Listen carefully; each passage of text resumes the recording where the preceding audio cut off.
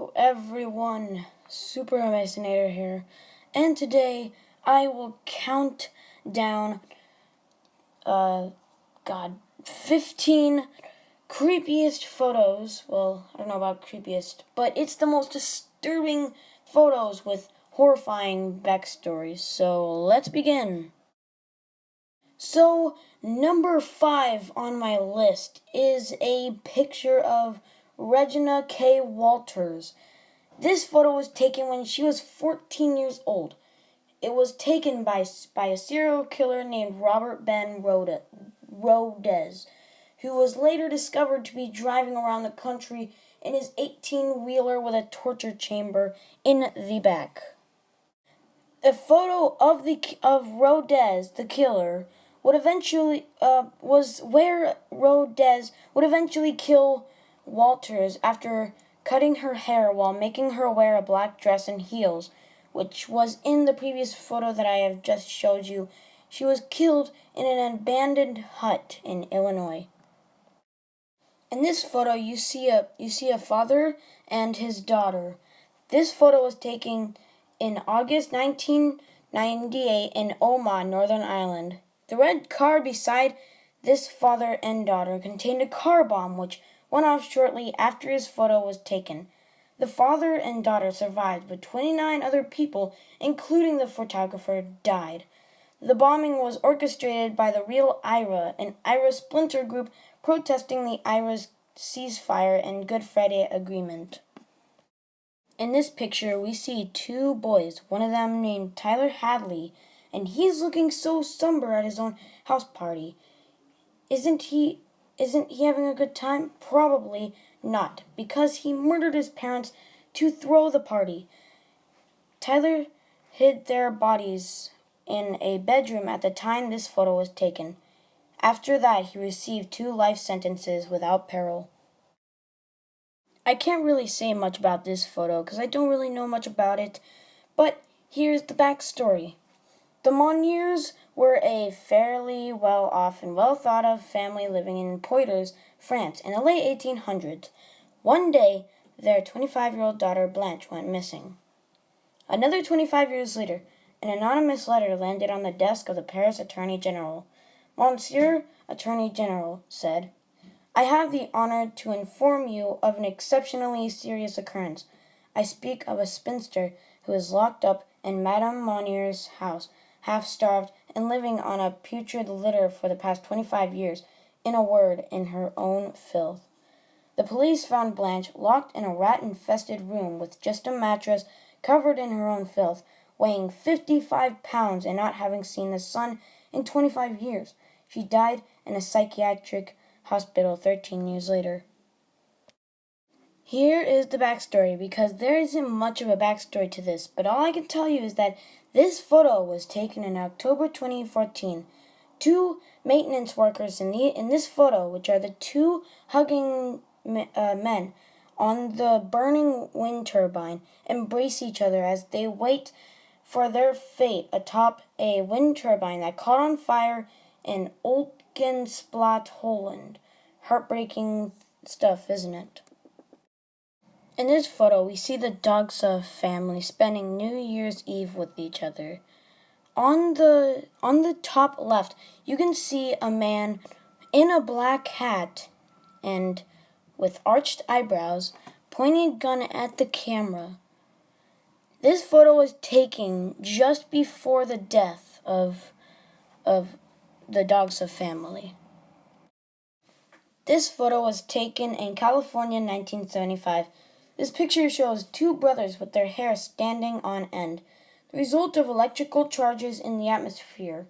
Moments later, the 2 brothers got struck by lightning, suffering 3rd-degree burns but luckily surviving. Another man that was struck died. It is pretty clear something massively screwed up has occurred in this photograph. The truth is rather shocking.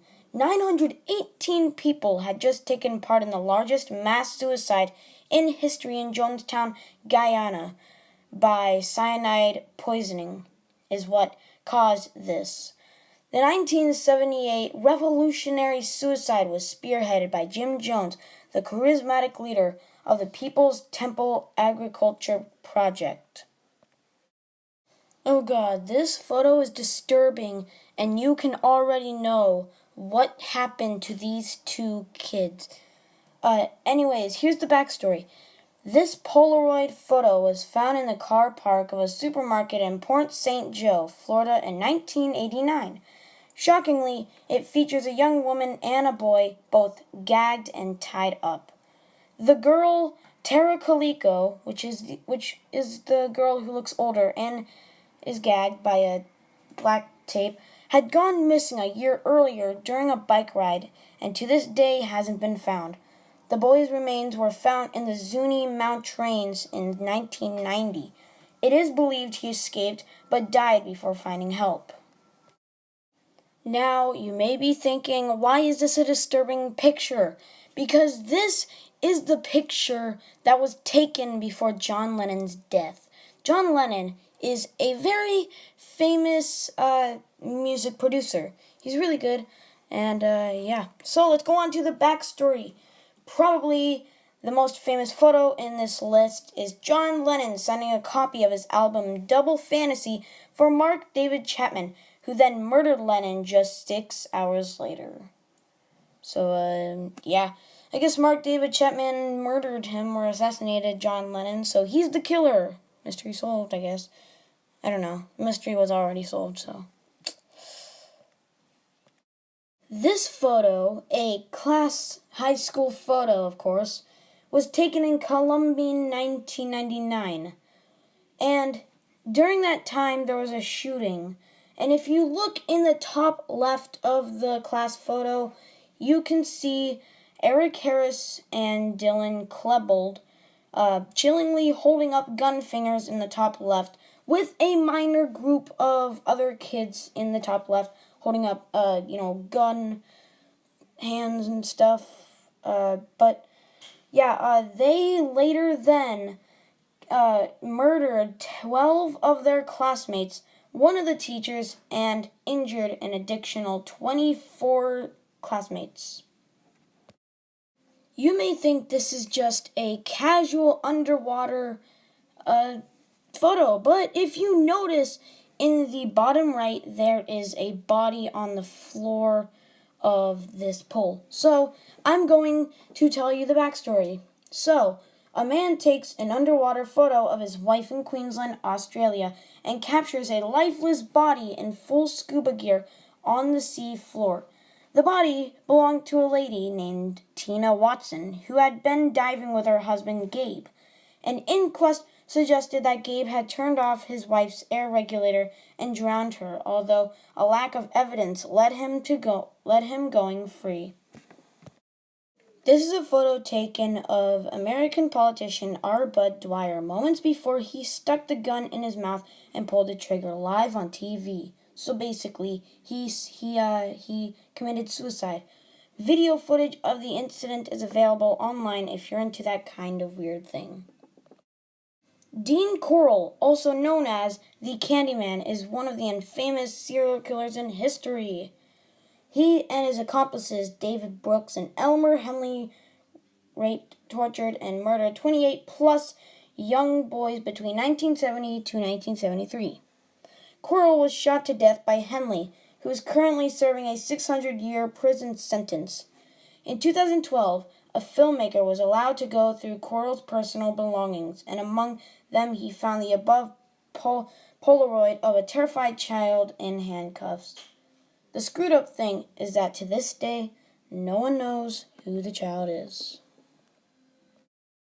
Before I go on with the backstory, I just wanted to say this one is very, it's very, I don't know how to say this, but, it's good of the family because they love this daughter so much. But anyways, let's go on to the backstory. So, back in the early 19th century, you had to stay very still for photographs for a few seconds while early cameras processed slow shutter speeds. Photos typically contained at least some blurriness. For example, the parents in this photo. Why is their daughter in such sharp focus, though? because she's dead. She died earlier that day, and Mom and Dad thought they'd get one last photo in before saying goodbye. Totally normal practice back in the day. Hey everyone, it is me, Super Masonnator, back, and I just wanted to say that this countdown or count up video was really disturbing and kind of understandable. I mean, like some of them, yeah, it's just really disturbing. I mean, it's not like I had fun doing this. I mean, it was interesting to do, and I just did it.